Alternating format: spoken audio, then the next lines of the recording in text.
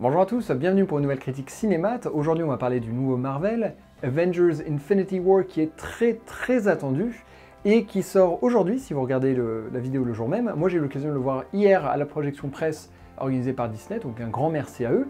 Et promis, comme d'habitude, cette critique n'aura pas de spoil.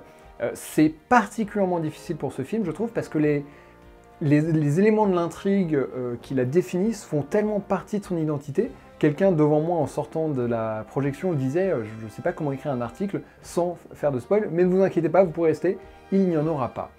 Pour vous faire un synopsis ultra basique du film, enfin de ce qu'il faut savoir en rentrant dans le film, en fait, c'est que Thanos, qui est l'espèce de mec avec un menton chelou un peu violet, un grand méchant, enfin c'est le méchant jusqu'à maintenant, veut acquérir tous les Infinity Stones, c'est des petites pierres de pouvoir. On sait que par exemple Doctor Strange, son pendentif avec l'œil qui lui permet de contrôler le temps, il a en effet la pierre du temps dedans. Son but, ce n'est rien de moins que de tuer la moitié de la population de l'univers pour établir une sorte d'équilibre, un équilibre que lui seul peut voir. Et bien sûr, les Avengers, mais pas que, se dressent sur son chemin. Voilà tout ce qu'il faut savoir pour un peu comprendre le film. Alors histoire de vous resituer un petit peu, qu'est-ce que je pense des films Marvel? Je trouve que c'est du très bon divertissement, mais ça reste que ça. C'est jamais les films de l'année, c'est pas incroyable, même si je trouve que l'univers qu'ils ont créé, ou qu'ils ont repris, vu que c'était déjà créé dans les comics, mais vous voyez ce que je veux dire, ils l'ont unifié et ils ont donné une certaine cohérence. C'est du super boulot, c'est très détaillé, etc. Mais bon, ça va pas être le film de l'année, contrairement à ce que certains critiques peuvent dire, ce qui n'enlève pas leur mérite, parce que je trouve qu'ils font très bien ce qu'ils veulent faire. Ceci dit, j'ai tendance à largement préférer les films solo. C'est-à-dire que moi, mes films préférés du MCU, ça a tendance à être genre Iron Man, ou ça va être Doctor Strange, ou ça va être le premier Captain America. Pas ceux où on a 10 héros qui se rassemblent, parce que je trouve que c'est vraiment trop le bazar quand il y a tous les héros, et on n'a jamais le temps de développer des trames personnelles. On a juste l'arc général, et c'est tout. C'était particulièrement vrai dans... c'était quoi? C'était Avengers Civil... Oh non, Captain America Civil War, j'étais pas fan. Age of Ultron, pas fan non plus. Celui-ci, écoutez, ça va. Franchement, je suis rentré dedans en me disant « Oh !» grinçant des dents, j'ai compté sur l'affiche, il y avait genre 20 euros, je fais « Oh, ça sent mauvais !» Mais écoutez, ça va vite, parce que du coup, il faut faire entrer beaucoup de choses. Le film dure genre 2h30, donc il faut quand même aller assez vite pour faire entrer les choses, mais plutôt que d'avoir une trame générale dans lesquelles tous les personnages ont des moments à eux, là, c'est plutôt plein de trames qui se réunissent. Et du coup, quasiment tous les personnages ont leur histoire. Alors pas forcément leur histoire personnelle, mais leur histoire par petits groupes. C'est-à-dire que les héros ne sont pas toujours tous ensemble dans l'aventure. Il y a pas mal de petits groupes qui interviennent à différents moments et qui se rejoignent ou pas à d'autres moments. Et du coup, c'est quelque chose qu'on ne voyait pas trop, ou du moins moi, c'est pas un souvenir que j'en ai en regardant les Marvel. On va passer d'un groupe à l'autre et switcher non-stop. Alors que pour moi, les Marvel, on avait tendance à suivre un groupe, à la limite faire des petites virées ailleurs, mais toujours revenir vers cette action principale. Là, il n'y a pas d'action principale, il y a plusieurs actions importantes en même temps, et on switch. Un peu à la Star Wars en fait, où on est tout le temps en train de switcher entre des scènes. Donc ça, j'ai trouvé que c'était très bienvenu, parce que enfin, on a du développement personnel pour certains des personnages. Chaque groupe peut vraiment avoir une trame qui avance, une histoire qui avance, et pas juste je sais pas moi, tiens, si on part sur des anciens, l'histoire d'amour entre Hulk et Black Widow, on s'en fiche un peu et on ne voit quasiment pas. Là, je dis pas qu'il y a une autre histoire d'amour ou quoi que ce soit, mais le fait est qu'on a des histoires qui progressent et qui sont un peu plus importantes qu'un truc secondaire ou quoi. Globalement, j'ai trouvé qu'ils ont bien géré le fait qu'il y a plein de héros, mais tous ont leur histoire, ou presque. Il y en a certains qui... Alors voilà, justement, il y en a certains qui n'ont pas leur histoire comme ça, mais du coup, ils l'ont pas du tout. Et c'est très bien. C'est que du coup, il n'y a pas de milieu.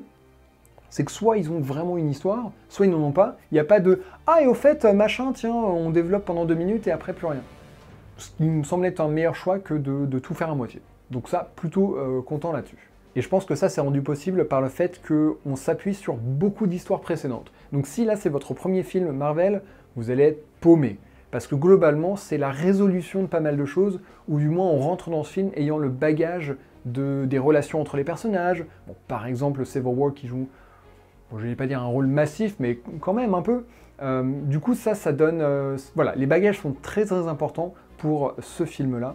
Je vous encourage du coup à tous les voir. J'allais dire, il y a quelques exceptions.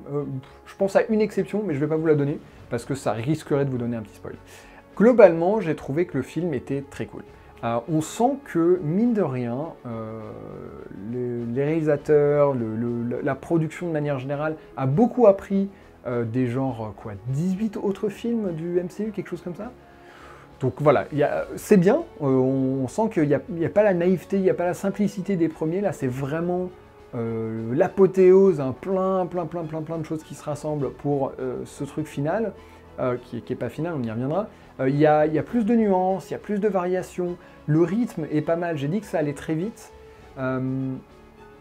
Mais oui et non, c'est-à-dire que ce qui est cool, c'est qu'il n'y a pas de l'action non-stop. Ça, c'est quelque chose que j'aime pas trop dans certains films d'action, c'est que c'est ta non-stop, on n'a pas le temps de respirer et on a l'impression que les héros sont vraiment poussés d'un problème à l'autre sans vraiment avoir le temps de réagir ou de prendre des décisions.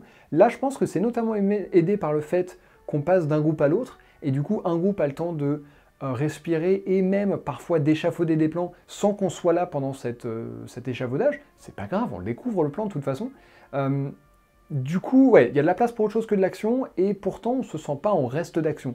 Il y a plein d'escarmouches, plein de combats pendant le film, et évidemment, je ne vous spoile pas en disant qu'à la fin, il y a un combat final, c'est évident.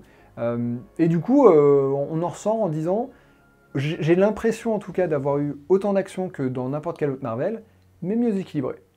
Même si je dis ça, peut-être pas pour Black Panther. Black Panther, il était pas mal équilibré aussi. Mais les autres films, justement, avec plein de héros, comme Avengers Age of Ultron, moi, mon ressenti, mon souvenir, c'est que c'était non-stop et qu'à la fin, juste, j'en avais marre. Je me disais, oh, mais 2 secondes, est-ce que je peux me remettre? Là, j'ai pas du tout eu ça. Alors, je dirais qu'avec ce film, Marvel prend des risques. Je spoil personne en disant qu'il y a des morts. C'est quelque chose auquel tout le monde s'attend et que tout le monde attend et veut, parce que comme ça donne plus de...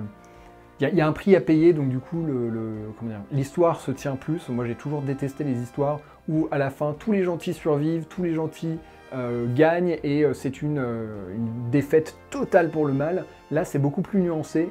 C'est un film un peu plus dark, quand même. On avait déjà commencé à le voir avant. Et là, c'est... Ouais, c'est ça. Le mot, c'est assez nuancé. C'est assez cool. Du coup, le studio ne plane pas juste sur ce qui est déjà acquis, sur l'engouement existant du public, mais propose quelque chose de nouveau. Moi en tout cas, qui ne suis pas un énorme fan, moi je l'ai ressenti et je trouve que ça a vraiment du mérite parce que c'est quelque chose de nouveau et parce que c'est plus complexe.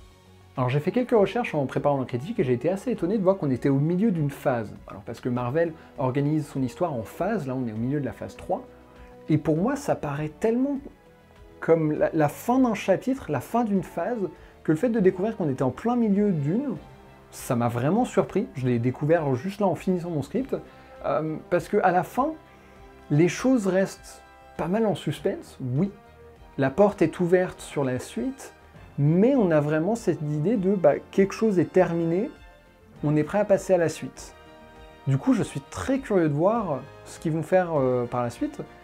Et cette fameuse suite va commencer du coup avec Captain Marvel qui sort cet été, si je ne m'abuse, ou genre en novembre, quelque chose comme ça. Donc très rapidement. Ant-Man et Wasp, je pense, ce film-là ne rentrera pas dans l'histoire, dans cette histoire-là en tout cas. Et moi, c'est un des trucs que je reproche à Marvel, c'est le fait qu'on ait 4 films par an, quelque chose comme ça. Moi, je trouve que c'est trop. Après, je sais que c'est quelque chose... Le fait que ce soit une histoire filée, une histoire suivie, c'est quelque chose qui plaît à beaucoup. Donc, pourquoi pas? Visiblement, le public ciblé, le public core, c'est ça qui lui plaît. Puis bon, quand on voit le succès absolu de Black Panther récemment, ça a l'air de marcher. Mais à voir. Je sais pas trop ce que j'en pense. Est-ce que j'ai hâte d'avoir la suite? parce que visiblement c'est toujours dans la continuité? Ou est-ce qu'au contraire je me dis, bon bah là, je suis prêt à juste faire une petite pause, accepter où on en est actuellement, et après reprendre? On verra quand les films sortiront, où on en sera à ce moment-là. Après bon, c'est dans 6 mois, donc on aura eu le temps de digérer, mais bon. Parlons un petit peu de l'humour. C'est quelque chose qui a toujours été très très présent dans les films Marvel, et qui a été souvent critiqué. Tiens, d'ailleurs, dans Star Wars, beaucoup ont dit que c'était une marvelisation de l'humour parce qu'il y avait tout le temps des petites blagues et tout pendant le combat. Ça n'a pas beaucoup plu. Donc voilà, son problème c'est qu'il s'immisce dans les scènes d'action, et là, j'ai trouvé qu'il était mieux placé. Il est moins au milieu des scènes de combat, et plutôt à des moments particuliers, souvent pendant des rencontres ou des discussions de manière générale. Ou alors, certains personnages, eux, font n'importe quoi au milieu des scènes de combat, mais on s'y attend. Groot est un excellent exemple. C'est ce qu'on attend de ces personnages-là, mais tout le monde n'est pas en train de balancer une réplique ou une punchline au moment où il tabasse son ennemi ou quelque chose comme ça. De mémoire, ça arrive assez rarement. Et globalement, l'humour est d'ailleurs assez efficace, vu qu'à chaque fois qu'il y avait des rires, c'était globalement toute la salle d'un coup. Donc ça a l'air de marcher. C'est un humour qui plaît à tout le monde. Alors, est-ce que ça veut dire que c'est le dénominateur commun le plus bas? Je ne sais pas. Mais en tout cas, ils arrivent à faire exactement ce qu'eux ils veulent faire, et ça me semble être le plus important. Pour ce qui est des effets spéciaux, on va juste dire qu'ils sont incroyables, que vraiment les VFX aujourd'hui ça a atteint un niveau incroyable, et c'est difficile de savoir ce qui est réel et ce qui est fait par ordinateur, du moins à moins de faire pause, mais là dans un cinéma on peut pas. Même quand on sait que quelque chose ne pourrait pas être fait en vrai parce que c'est impossible, c'est forcément fait par ordinateur, on n'y réfléchit pas, on l'accepte parce que c'est cohérent. Leur univers, c'est ce que je dis, ils marchent vraiment ensemble. Donc du coup, on voit quelque chose qui est nouveau peut-être, mais qui marche dans cet univers. Ok, on accepte ça, ça fait partie de l'univers, c'est pas des VFX. Donc ça c'est plutôt cool. Et par contre, la musique est toujours quelconque. La musique, à part le thème principal, qui est cool, le reste c'est toujours de la musique d'ambiance, c'est rien d'autre. Et d'ailleurs, tous les moments épiques, il y a quelques moments vraiment, des gros reveals en mode tada, c'est toujours avec cette musique, le ta-na-na, le thème des Avengers, c'est toujours ce thème-là, et c'est les seules notes qu'on retient en fait. Je m'étais déjà fait la remarque, il y a eu des thèses, enfin des vidéos qui ont été faites sur YouTube pour expliquer ce phénomène, et quand on regarde le générique, on voit à quel point c'est vrai, c'est qu'au générique, dans la section musique, il y a 2 morceaux. Il y en a un, je sais plus ce que c'est, et l'autre, c'est le thème de Black Panther. C'est tout. Le reste, c'est du scoring sans nom, juste pour mettre de l'ambiance. Donc ça, c'est dommage. Ça manque de musique à la Star Wars, où vraiment, c'est mémorable, quoi. Moi, à tel point, Star Wars, je suis rentré, à mon mariage, je suis rentré sur une musique de Star Wars. Et les gens n'y ont eu que du feu. Donc bon.